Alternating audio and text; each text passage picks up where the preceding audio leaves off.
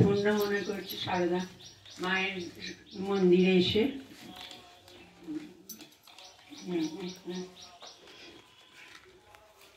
সোমনাথ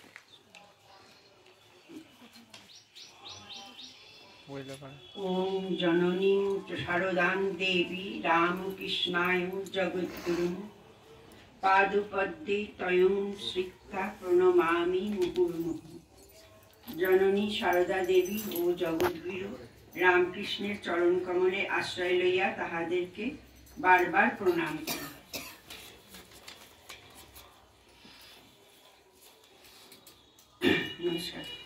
বস্তুত এই দেবস্পতির প্রেম প্রবাহ উভয় কুল প্রসারী ছিল।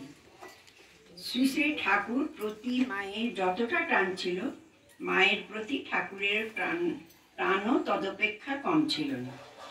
শ্রীযুক্তা গৌরীমা একবার বলিয়াছিলেন, এই যে দুজনের মাত্র 50 হাত দূরে থেকেও কখনো কখনো 6 মাসেও হয়তো একদিন দেখা নেই, তবু দুজনে ভাববি ছিল কত। একবার মায়ের কথা ধরিলে ঠাকুর বড়ই উদ্বিগ্ন হইয়া মায়ের মাথা ধরিলে ঠাকুর বড়ই উদ্বিগ্ন হইয়া পড়িলেন এবং পুনঃ পুনঃ রামলাল দাদাকে জিজ্ঞাসা করিতে থাকলেন, ওরে রামলাল, মাথা ধরল কেন রে? সারাদিন কর্মতৎপরা শ্রী মায়ের কর্তব্যভার যাহাতে অযথা বর্ধিত না হয় সেদিকে ঠাকুরের সতর্ক দৃষ্টি থাকত। একবার সিথিতে বেনিল পালের বাগানে শ্রীযুক্ত রাখালকে লইয়া বেড়াইতে বেড়াইতে তিনি অকস্মাৎ প্রেতাত্মাদের দেখা পান। ভূতদের নিকট ঠাকুরের পবিত্র হাওয়া অসহ্য হওয়ায় তাহারা তাহাকে উদ্যান ছাড়িয়া যাইতে অনুরোধ করে।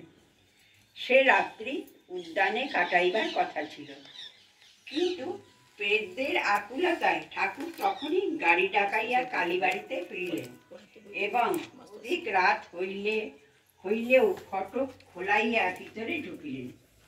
এদিকে সেবার্থে সদা উদ্গ্রীব শ্রীমা সাড়া পাইয়া শশব ব্যস্তে বিছানা ছাড়িয়া উঠিলেন এবং আহারাদির কোনো ব্যবস্থা না থাকায় উৎকণ্ঠিত স্বরে ঝিকে বলিলেন, ও যদুর্মা, কি হবে?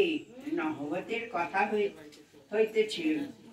সতর্ক ঠাকুর শুনিয়া ডাকিয়া বলিলেন, তোমরা ভেবো না গো, আমরা খেয়ে এসেছি। ঠাকুরের অন্তর্ধানের পরে শ্রীমায়ের ভরণ পোষণের চিন্তা ঠাকুরের মনে উঠিত। তিনি অত ত্যাগী হইলেও একদিন শ্রীমাকে জিজ্ঞাসা করিলেন, তোমার ক টাকা হলে হাত খরচ চলে? মা বলিলেন, এই 5-6 টাকা হলেই চলে। তারপর প্রশ্ন করিলেন, বিকেলে কখানা রুটি খাও?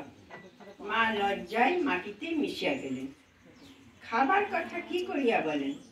এদিকে ঠাকুরের প্রশ্নের বিরতি নাই। তখন তিনি বলিলেন, এই 5-6 খানা খাই। ঠাকুরের খরচের পরিমাণ হিসাব করিয়া বলিলেন, তাহলে 5-6 টাকায় আমাদের খুব চলে যাবে। পরে ওই পরিমাণ টাকা তিনি বলরাম বাবুর নিকট গচ্ছিত রাখেন।